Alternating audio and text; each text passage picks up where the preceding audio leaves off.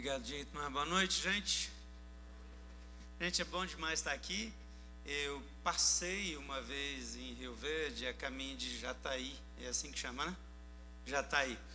Mas eu só entrei aqui para alguém me conduzir para lá.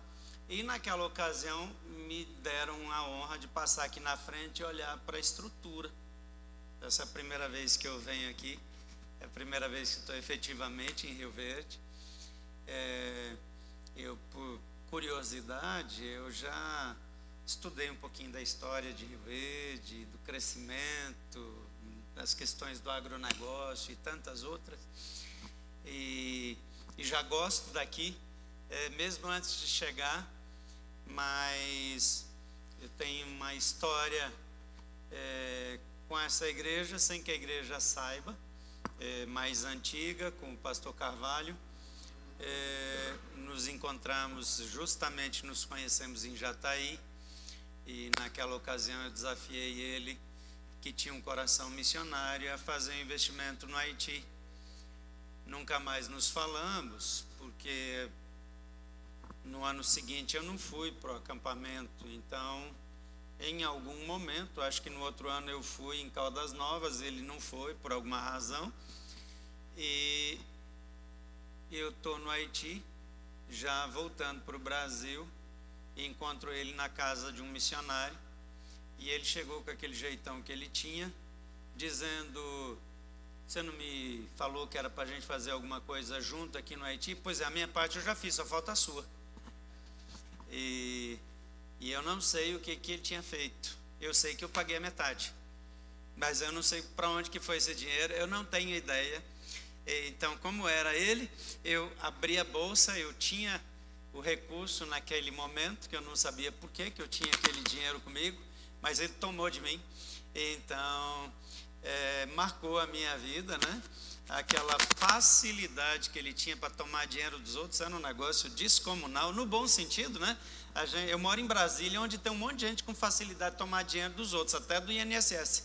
Agora, o pastor Carvalho, ele fazia isso para abençoar a obra missionária, e desde então ele me ameaçava para eu vir aqui, mas ele não cumpriu a parte dele, nem eu a minha.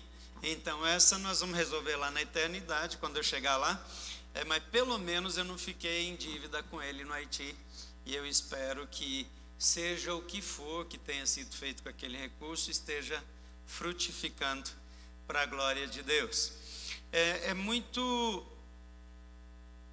Tem sido uma experiência muito boa para mim, e de vez em quando para Caldas Novas. Eu só conheci Caldas Novas por conta de vocês também, senão provavelmente não teria ido nunca para lá. Agora até já fui sozinho, sem nenhum motivo adicional. E eu quero também confessar que em 15 anos deve ser a primeira vez que eu saio da igreja no mês de maio. Nós temos uma série na igreja, Retratos de Família. É uma série que a gente faz aí há uns 13 anos, mais ou menos, 14, já não tenho certeza, talvez 13, acho que não 14. E eu tenho dado prioridade para estar na igreja todos os domingos dessa série, desde que eu comecei ela. No primeiro ano eu suspeitava que ia se repetir, não com as mesmas mensagens, obviamente, mas a mesma abordagem, e eu não imaginava que ela ia durar tanto, e nesse momento ela está acontecendo, e esse domingo agora é o terceiro domingo, vai ser o terceiro domingo dessa série. Eu já havia sido convidado uma vez para vir para esse congresso, mas exatamente por conta da série eu me esquivei, mas aí eu acho que eu fui chamado de novo, e finalmente e esse negócio de parente tem uma desvantagem, porque a turma é mais abusada. Então aí não tem, é o preço da intimidade, mas eu estou feliz. Eu acho que nessa caminhada a série já está madura. Nós temos um time sólido que fica bem normalmente quando eu saio da igreja, quando eu volto, tem notícias boas, eu fico com a impressão que eu preciso sair mais. Quase sempre acontecem coisas muito boas.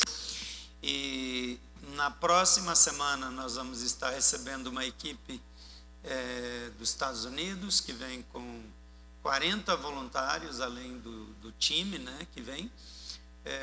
E nós vamos ter um tempo muito especial de experiência e de aprendizado no relacionamento com o Espírito Santo e também com o ministério que Jesus deixou para cada um de nós. Então, eu achei que era um encaixe que Deus fez muito bem feito.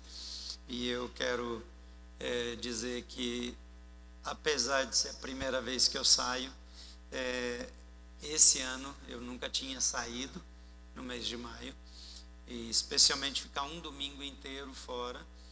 E eu saí uma única vez, um domingo pela manhã, e foi no primeiro domingo esse ano também. Então, já que eu vim para cá, eu já chutei o balde, já fui pregar em outra igreja, mas lá em Brasília mesmo, pertinho da gente. E eu estou dizendo isso tudo só porque eu queria dizer que eu considero vocês muito importantes, que eu estou fazendo essa concessão porque vocês ganharam meu coração. Eu só estou acostumado a falar com vocês lá em Caldas Novas, a gente fica mais pertinho, né? Vocês não sentam tão longe lá, e eu tenho a impressão que vocês me amam mais, porque tem gente desde a primeira fileira. Aqui eu já vi que tem um pouco de barreira. Eu espero que até o fim do congresso vocês voltem a me amar, como acontece lá em Caldas Novas e como aconteceu esses anos todos. Aliás, o Estevão é um amigo de muitos anos, vai ser uma experiência muito boa. Ele é um pastor, a Cleidinha, ela é terapeuta, ela é muito, muito requisitada lá na cidade deles, em João Pessoa. Ele tem uma história muito longa, muito sólida, já esteve conosco algumas vezes, e ele faz parte de um movimento que eu participo de pastores, chamado Global Kingdom Network Partnership, e ele é uma pessoa de visão, cheio do Espírito. Então eu tenho certeza que vai ser uma experiência muito boa. Se você estava em dúvida sobre ele, eu recomendo que você faça parte e não fique de fora. Eu quero conversar com vocês hoje sobre um pouco daquilo que Deus tem falado esse ano comigo sobre essa questão de família. Eu queria lembrar você que o primeiro desafio é sermos parte da família de Deus. Às vezes, a gente, quando começa a pensar e falar sobre família, a gente pensa sempre quando tem o marido, a esposa, os filhos. Mas a gente vive num tempo que tem muita mãe que já não tem marido, tem marido que já não tem a mãe do lado, ou pai que não tem a mãe do lado.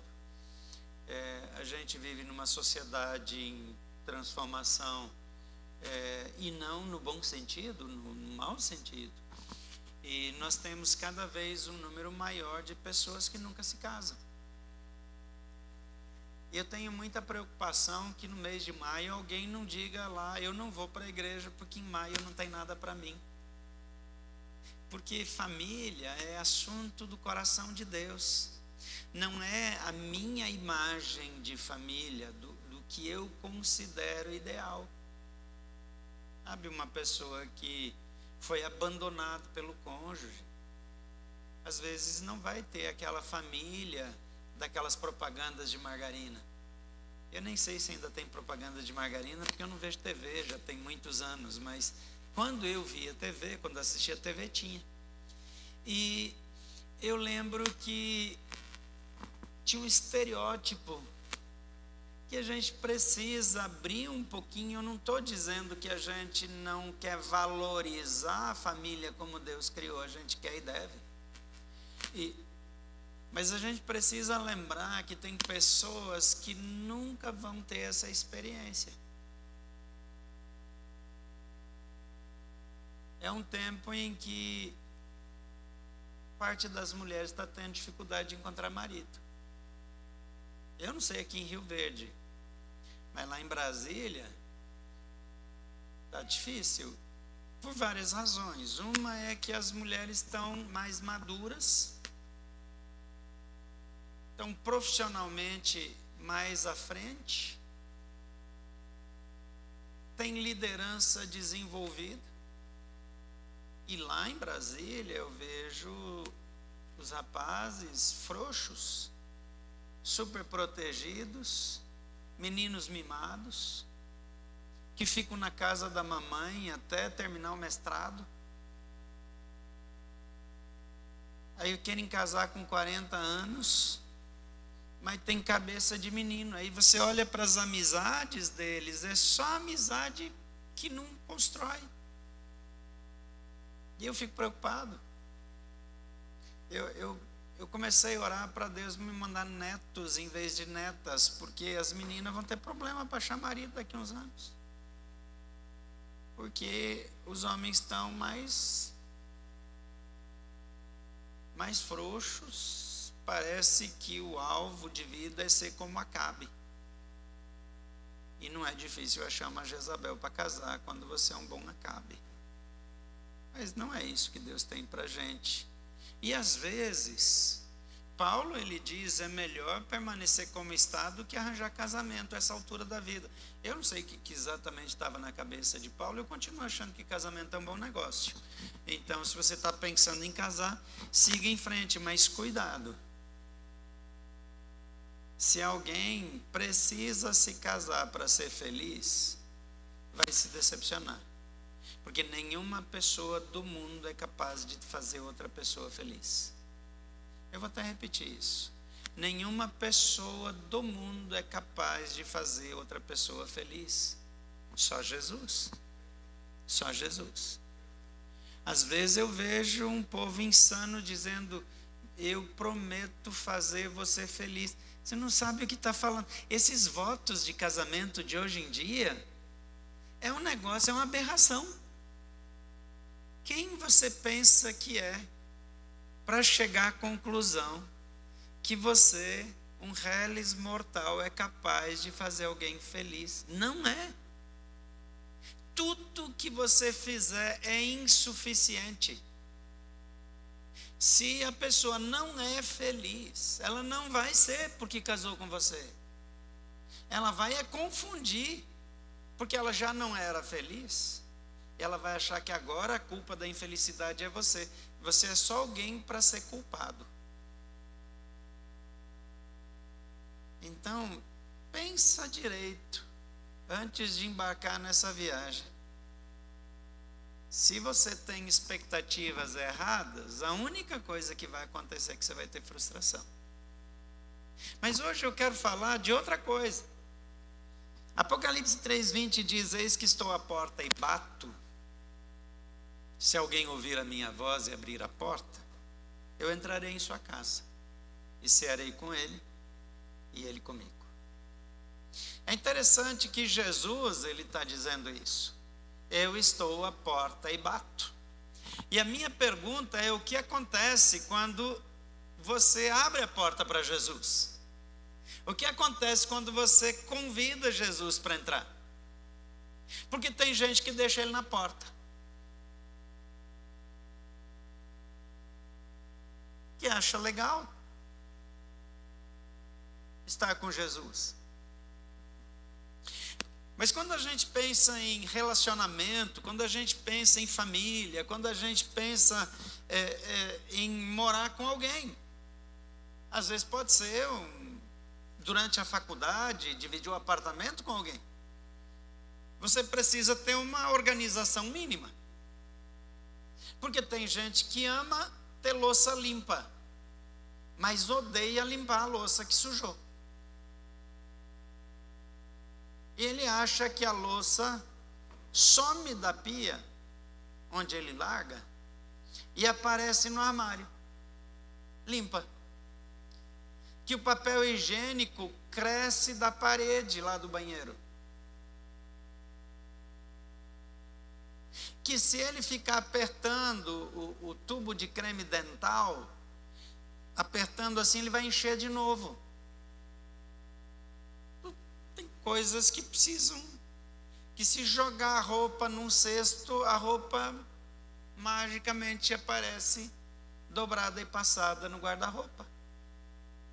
Então é necessário ter uma organização mínima na vida, seja casado ou não, porque senão a sua vida se torna um caos.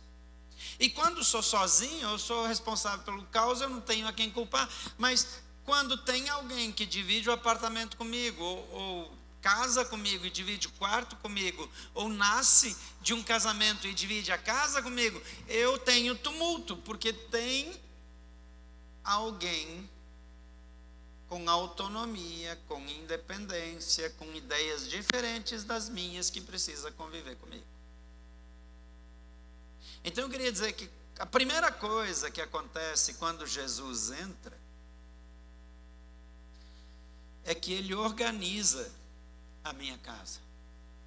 Eu não estou dizendo que essa casa agora nunca tem um guarda-roupa bagunçado. Eu não estou dizendo que nessa casa a louça nunca dorme na pia e que o fogão onde cozinha não suja. Ele suja. Mas a minha questão é que muitas famílias estão deixando Jesus na porta. Porque Jesus, ele diz: eis que estou à porta e bato. E daí a primeira coisa, se alguém ouvir a minha voz, e ao ouvir a minha voz, abrir a porta, ele diz: nesse caso eu entrarei. Mas você já viu aquela pessoa que você não quer deixar entrar? Eu morei numa cidade que tinha um rapaz, o Paulão. Ele acordava às 4 da manhã, mas ele ia dormir às 8 da noite. Só que eu ia dormir à 1 da manhã. E ele achava que depois que ele acordava às 4 da manhã, eu era obrigado a estar acordado também. E daí ele saía da casa dele, porque ele não sabia mais o que fazer, ele ia bater na porta da minha. Eu não queria abrir a porta para ele. A primeira vez eu abri, porque eu pensei que a mulher dele tivesse expulsado ele de casa, essa hora da madrugada, só pode ser que a mulher mandou embora. Mas daí ele disse que não, que ele acordou, ficou com vontade de ir lá me ver. Eu achei estranho. Ter saudade de outro homem às 4 da manhã, tem alguma coisa errada.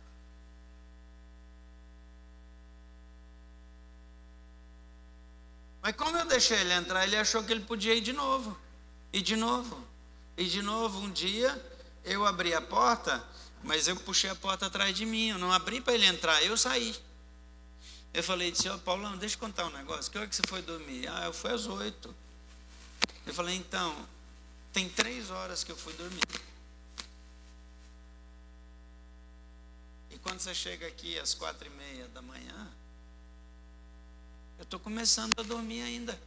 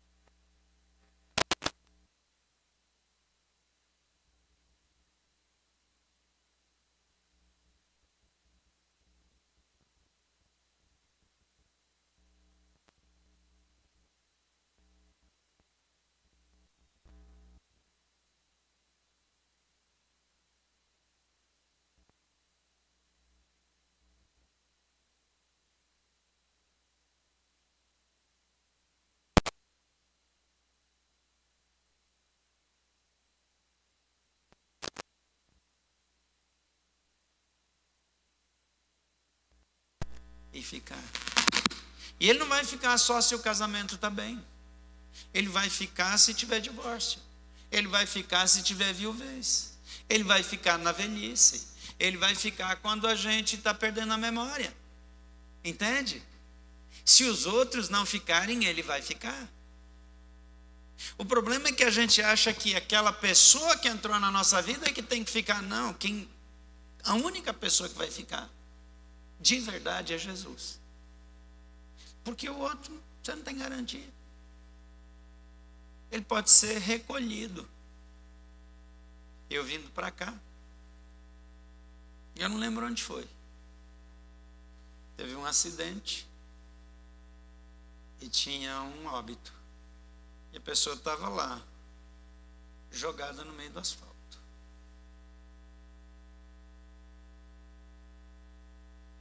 A única coisa que eu vi é que a pessoa raspou bastante no asfalto, ficou bem esfolada. Estava deitada, de barriga para baixo, e cúbito. Um braço para um lado, outro para o outro. E tinha alguém parado assim para evitar que um carro ainda passasse por cima. E eu segui viagem, pensando, será que a família já foi avisada? Será que tem crianças que vão crescer sem esse pai? Será que ele era casado, tem uma esposa que ficou, ou uma namorada, ou uma noiva? Ou uma mãe que... E quando eu vejo isso, eu aproveito para orar pelas possibilidades. Mas eu não sei quanto tempo eu estou com alguém. Ninguém sabe. Em Lucas, no capítulo 24, de 13 a 35... diz, naquele mesmo dia, 2 discípulos estavam indo de uma aldeia chamada Emaús, que ficavam a 10 quilômetros. Ficava a 10 quilômetros de Jerusalém. E iam conversando a respeito de tudo que tinha acontecido. Enquanto conversavam e discutiam, o próprio Jesus se aproximou e ia com eles. Porém, os olhos deles estavam como que impedidos de o reconhecer. Então ele lhes perguntou, o que é que vocês estão discutindo pelo caminho? E eles pararam entristecidos, um porém chamado Cleopas respondeu, será que você é o único que esteve em Jerusalém e não sabe o que aconteceu lá nesses últimos dias? E ele lhes perguntou do que se tratava. E aí ele falou, sobre Jesus, o Nazareno, que nós achávamos que era o Cristo enviado de Deus, que ia libertar Israel da opressão dos romanos e tal. Mas ele foi condenado, foi crucificado, agora já tem 3 dias que ele foi morto. Nós achávamos que ele era, mas é verdade que algumas mulheres foram hoje de manhã lá no túmulo e o túmulo estava vazio e disseram que um anjo apareceu dizendo que ele tinha ressuscitado. E alguns dos apóstolos correram para lá, dos discípulos correram para lá e constataram de fato que ele não estava lá, mas ninguém o viu. E aí Jesus disse, como vocês demoram e são lentos para entender as coisas. E aí começando em Moisés e nos profetas, ele explicou tudo o que dizia nas escrituras a respeito dele.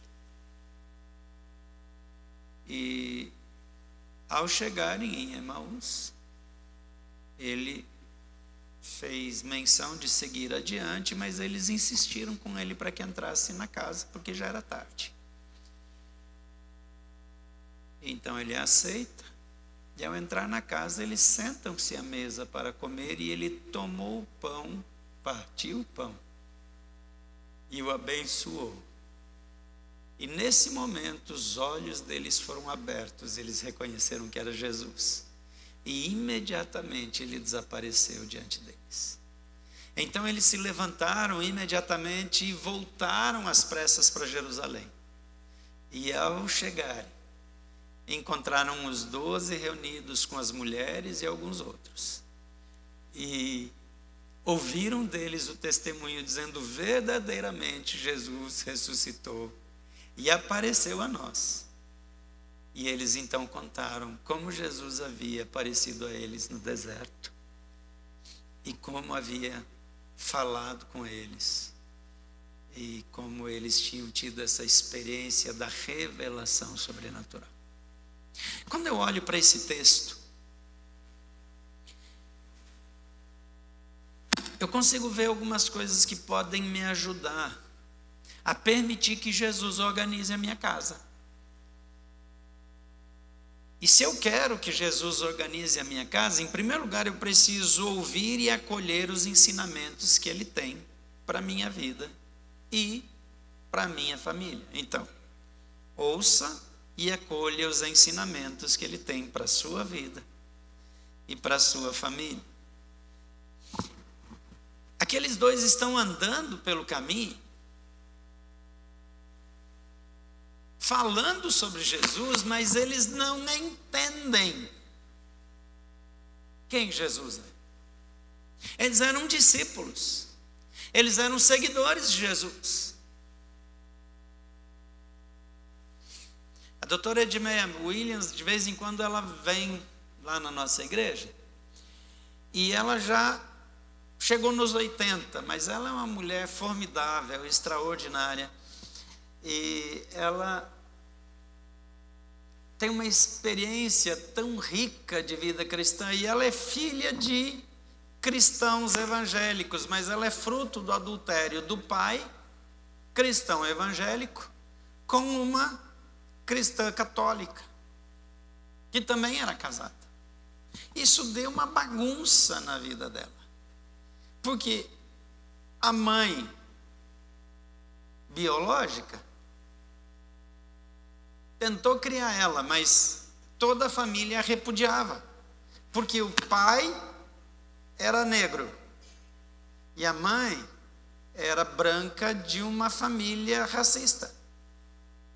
E agora nasce essa filha, e os irmãos a rejeitam, a família a rejeita, porque era filha de evangélicos, era filha de um homem preto, e a mãe era irmã de padre, era cheia de envolvimento na sua igreja, e o pai também era cheio de envolvimento na sua igreja.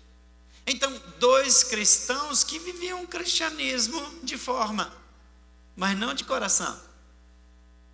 Agora, ela disse que ela cresceu indo na missa das 7 para poder ir no culto das 9.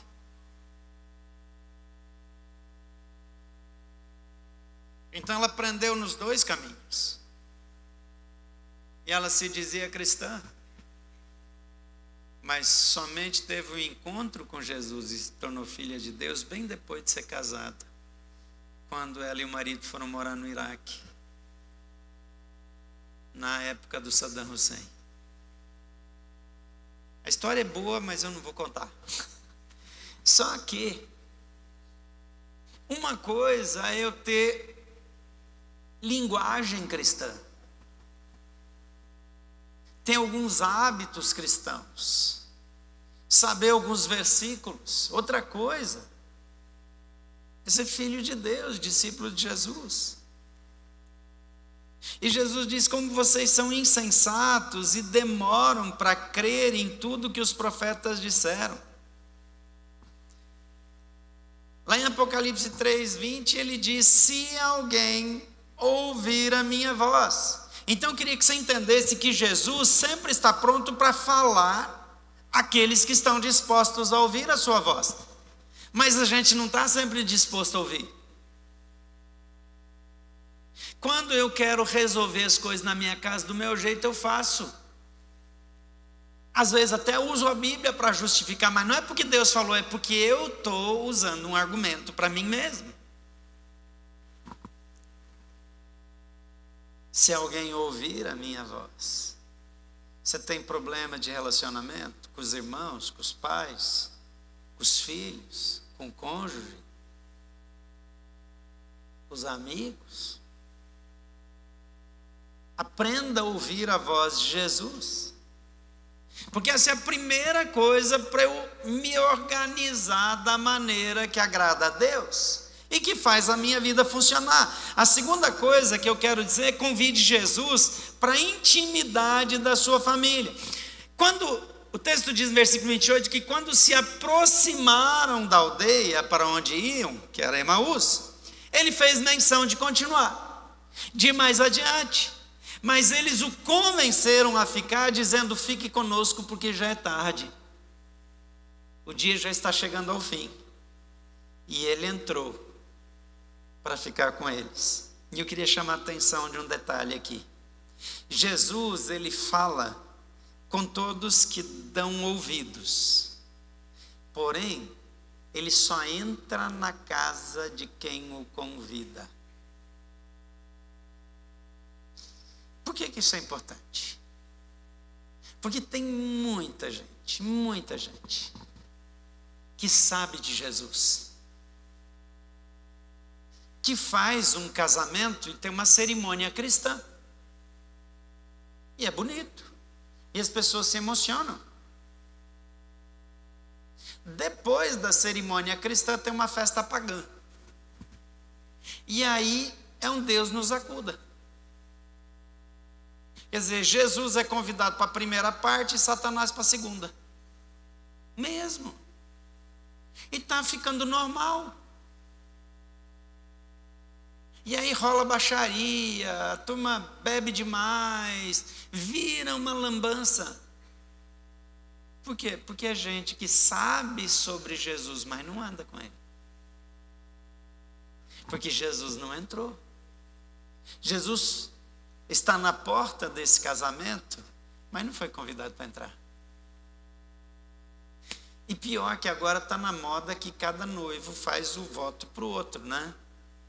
Aí um tem uma cultura mais cristã e faz os votos bonitinho. O outro não tem, entrega todo o pecado e toda a safadeza que eles viviam antes de casar, nos votos. Aí eu tenho vontade de olhar o rosto da pessoa e dizer: fica vermelha a cara sem vergonha, porque já não tem mais vergonha, desandou. Tem gente que sabe discutir teologia, sabe tudo que os teólogos falam,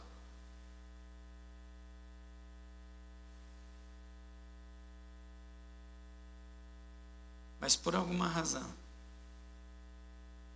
eles não abrem a porta, não tem intimidade. Tem coisa que só vai acontecer na intimidade. Tem gente que quer Jesus para resolver problema.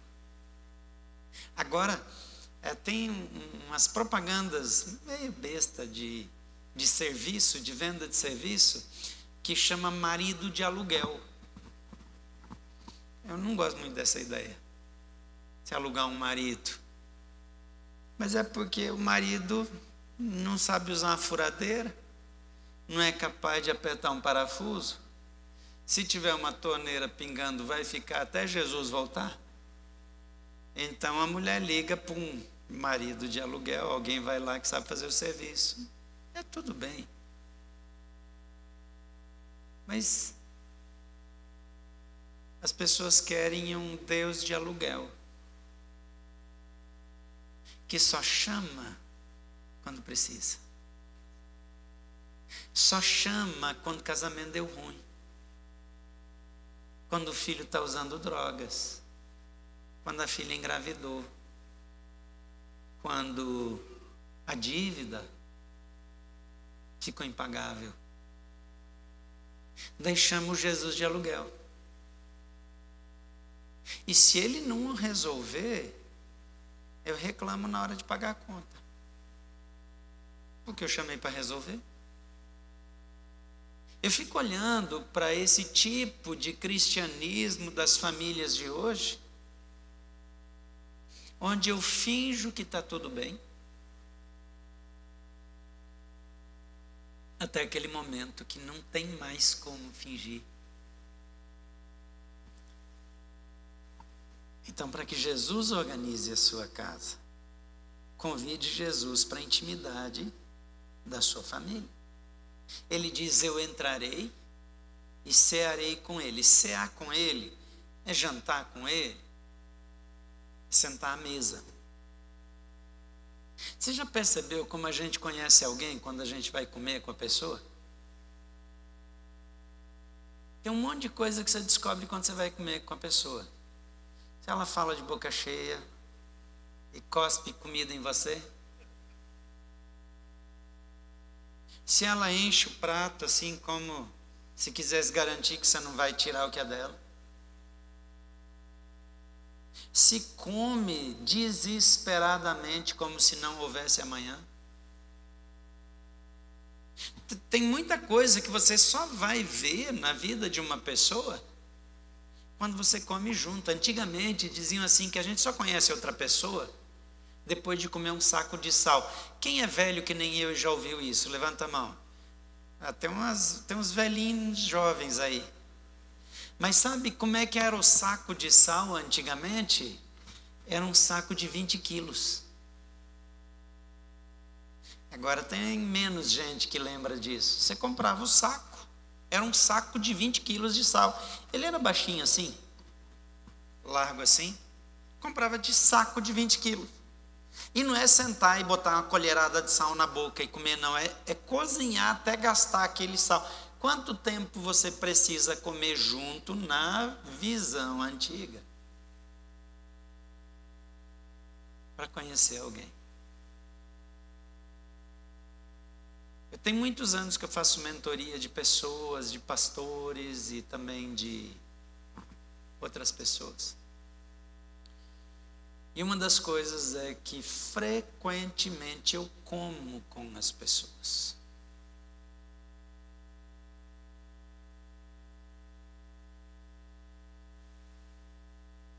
Eu aprendo mais numa refeição do que em 5 reuniões. Eu aprendo com aquela pessoa que sempre esqueceu a carteira em casa. Você conhece alguns assim?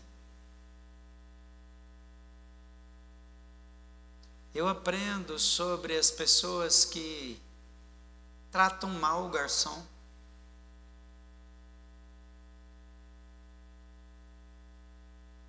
Eu aprendo sobre a impaciência das pessoas quando a comida demora um pouquinho, porque o seu Deus é o estômago.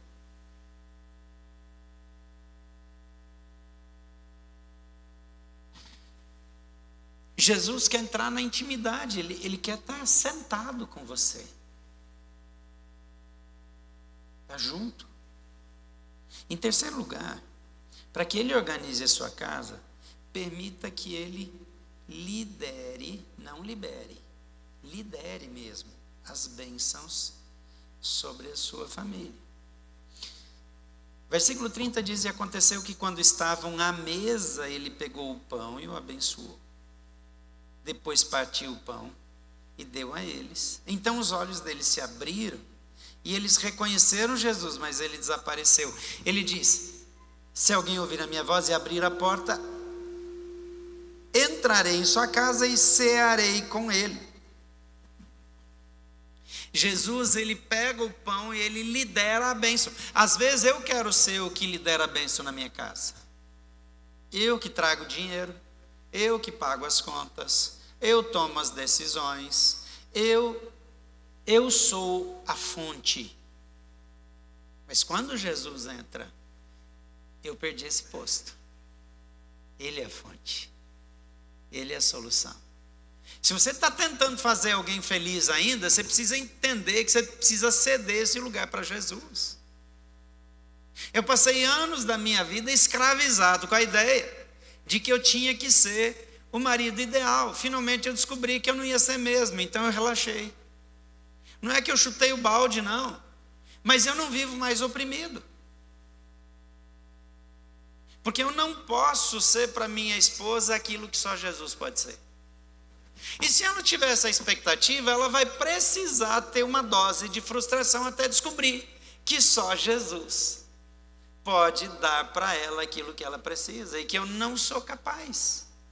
Eu sou completamente incompetente para ser o pai ideal, o tio ideal, o pastor ideal, o marido ideal. Não, é Jesus. Mas eu tenho o privilégio de sentar à mesa com Ele. E eu aprendo com Ele. E eu melhoro com Ele. Então Jesus, ele liderou o partir do pão na casa daqueles discípulos. E nesse momento é que os olhos foram abertos. Presta atenção nisso que eu acho muito importante. O ensino, o conteúdo, ele é compartilhado por todo o caminho. Você vai ouvir conteúdo bíblico, você pode fazer um seminário. Se não tiver um seminário bom perto, você pode fazer um seminário online. Você pode fazer mais um curso. O ensino, ele está em todo lugar à disposição. Mas a revelação que abre os olhos ocorre somente na intimidade. Tem uma turma lá em Brasília que adora discutir teologia. E eles amam Lloyd Jones e tem outros ídolos lá. Paulo, inclusive, está numa categoria entre o pai e o filho. Está um pouco acima de Jesus. De tanto que ele é venerado por essa turma. Eles têm muito conteúdo, mas zero revelação. São cegos de pai, mãe, parteira. Eles não enxergam um palmo na frente do nariz no sentido de discernimento espiritual. Porque eles não sentam à mesa com Jesus. Eles estão dissecando Jesus. Eles acham que Jesus é um fóssil para ser examinado em laboratório. Eles acham que a Bíblia é um instrumento de dissecação e não a palavra viva de Deus. É só na intimidade, na mesa com Jesus, que você ouve, aprende, recebe, tem revelação e é transformado e se torna útil para uma família, ou seja lá o que for que está perto de você. Porque fora disso, você é pedra de tropeço e não bênção. Enquanto Jesus não lidera a bênção, e você é a pessoa que lidera a bênção, na verdade você lidera o empurrão para o tropeço daqueles que estão olhando para você.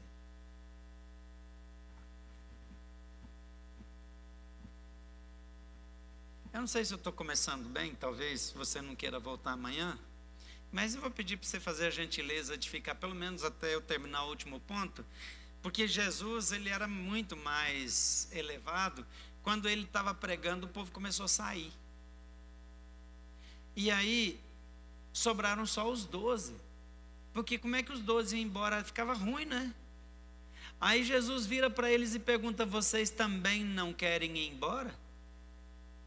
E aí o Pedrão falou assim: para onde iremos nós? Só tu tens as palavras de vida eterna. Eu estou fazendo o contrário de Jesus, estou dizendo: dá para ficar pelo menos até o final hoje? Quem não fica tão ruim? Se você não volta amanhã, tá mais disfarçado. Mas se você deseja que Jesus organize a sua casa, então reaja de modo coerente à revelação recebida em seu tempo à mesa com Jesus. Por quê? Jesus se revela à mesa. Veja que quando eles estão entrando, eles estão dizendo: o dia está acabando, não dá mais para viajar, não dá mais para caminhar, porque era perigoso, porque as portas fechavam. Mas quando eles têm revelação, eles têm uma nova missão.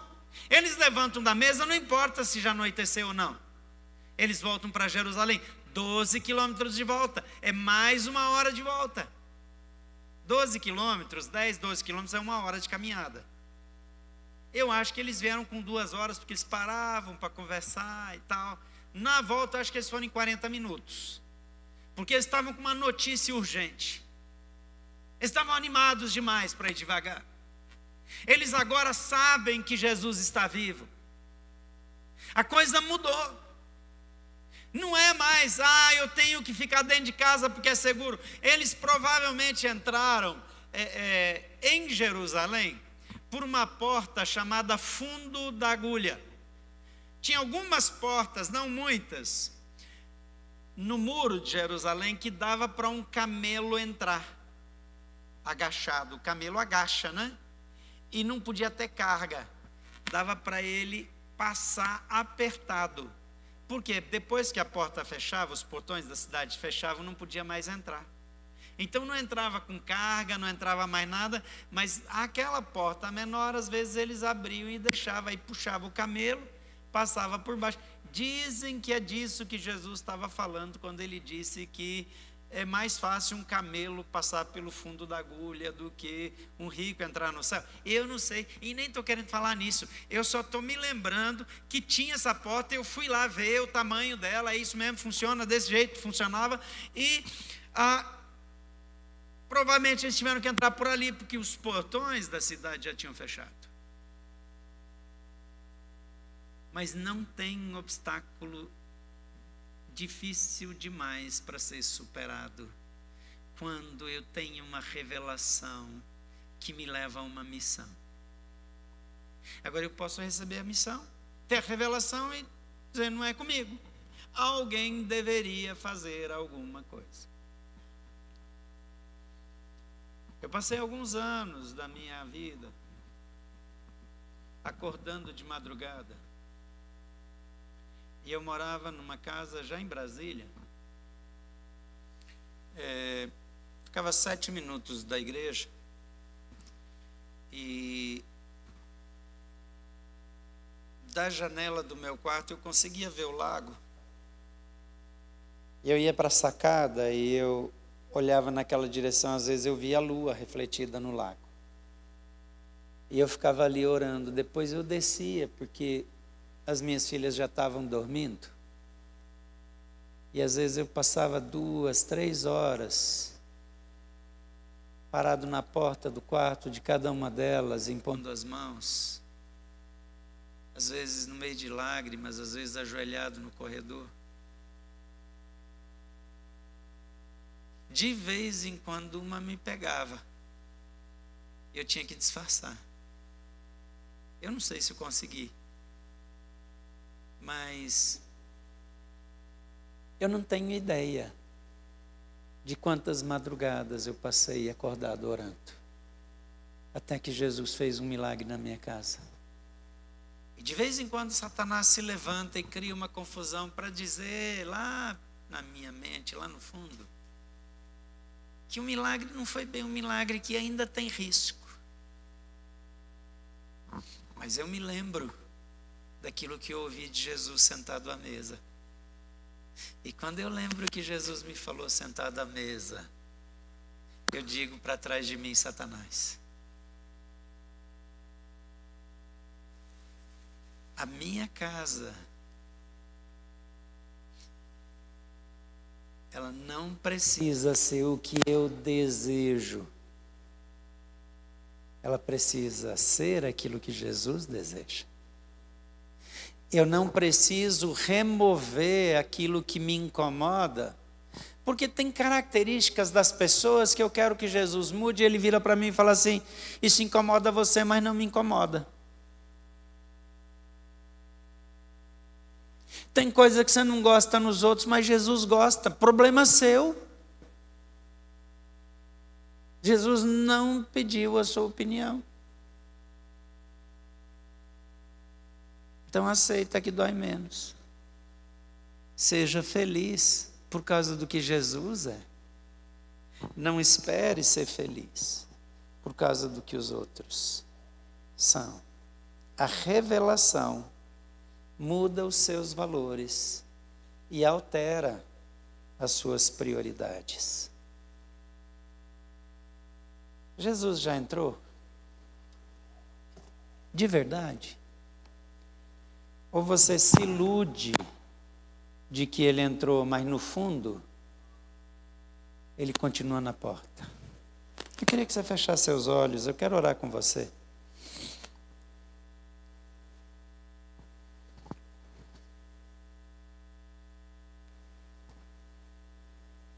Jesus diz, eis que estou à porta e bato. Se alguém ouvir a minha voz e abrir a porta, eu entrarei.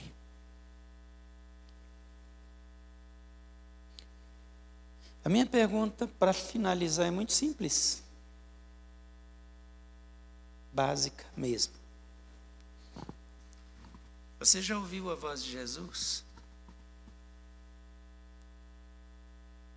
Você já chamou ele para entrar e é ele que parte o pão e abençoa a sua casa? Ou existem coisas que você continua querendo controlar? Existe alguma coisa que nessa noite você está ouvindo a voz de Jesus e você precisa entregar para Ele?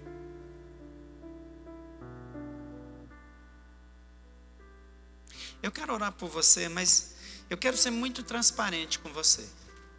Você não precisa responder ao meu desafio, porque da minha parte nada vai mudar. Mas quando Jesus chegou ali na entrada de Emaús, se eles tivessem deixado ele passar adiante, eles não teriam tido revelação, eles teriam informação. A informação você já tem.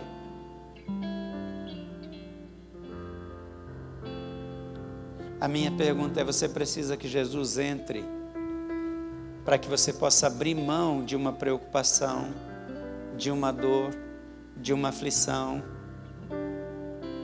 alcançar um perdão, conceder um perdão?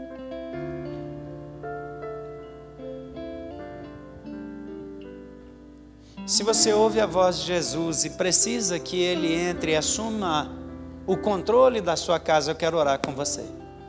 Mas só se você quer. E se você quer, já nessa primeira noite, eu queria que você saísse do seu lugar e viesse aqui à frente, que eu quero orar por você. E eu vou repetir de novo: eu não vou me sentir melhor se você vier. Então você não vem para quebrar meu galho. Agora, se você quer um milagre na sua casa, se você quer uma situação nova, se você quer virar a página para sempre de uma situação que você sabe que não pode controlar, eu, se fosse você, eu viria. Eu vou pedir para todos ficarem em pé para facilitar se alguém precisa sair, mas só vem se você entende e você quer. Se o Espírito Santo fala com você: Jesus precisa entrar nesse negócio, então vem para cá.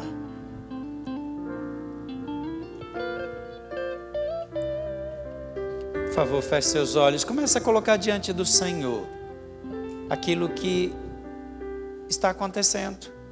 É no casamento, é no relacionamento com os filhos, é na sua situação financeira. Tem alguma coisa que está fora do controle?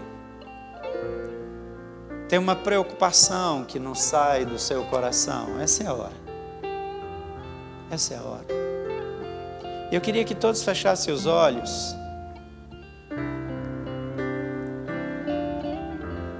De vez em quando eu fico com essa sensação, e quando eu tenho essa sensação eu falo. Então você não precisa se sentir pressionado.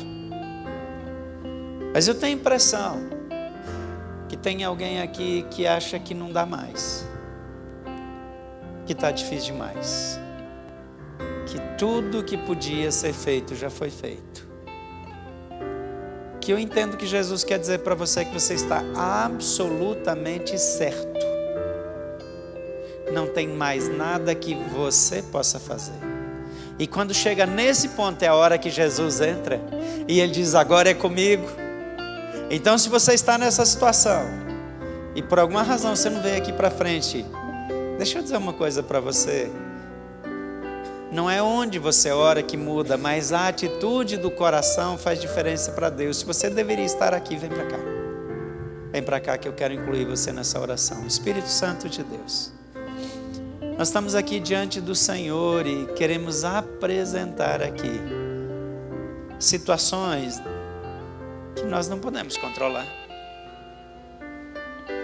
E tem algumas coisas que a gente vem fazendo um esforço grande.